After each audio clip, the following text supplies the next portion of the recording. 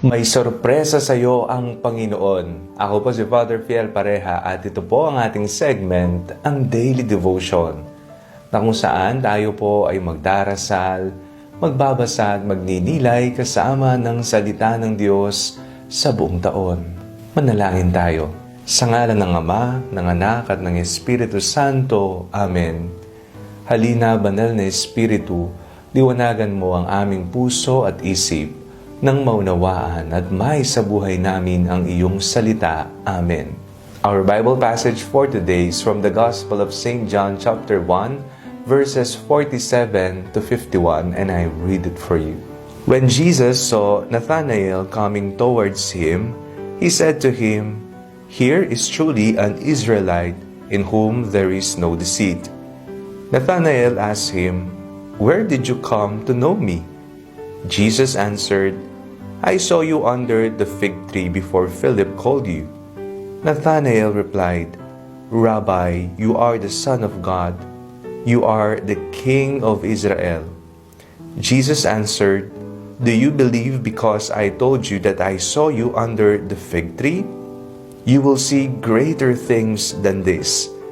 And he said to him, "Very truly I tell you, you will see heaven open and the angels of God ascending and descending upon the Son of Man." May sorpresa sa iyo ang Panginoon. Nakahanda ka na bang tanggapin ito? Nakabukas ba ang iyong mga palad?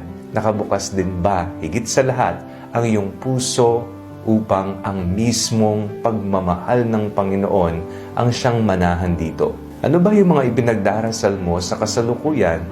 Ano ba yung hinihingi mo sa Panginoon na hinihintay mo, "Lord, baka naman ibigay mo na. Lord, baka this time, proper timing na sana." Ano ba ang kailangan mo? Ano ba ang ipinagdarasal mo?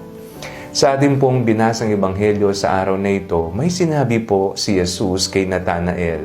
Ang sabi niya, "Higit pa riyan ang makikita mo." Manghang-mangha si Nathanael sapagkat sa kanilang unang pagkikita, may kaalaman na si Jesus ukol sa kanya.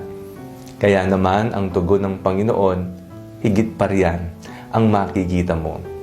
Ganyan din ang nais sabihin sa atin ng Panginoon. Minsan nararamdaman po natin sa buhay na nagkukulang, kinakapos, may kahirapan, may pagkakasakit, kung ano man ang uri ng kakulangan at kakapusan sa buhay. Pero lagi nating tatandaan, sa Panginoon, hindi tayo kailanman magkukulang, sapagkat ibibigay niya ang lahat ng ating pangangailangan.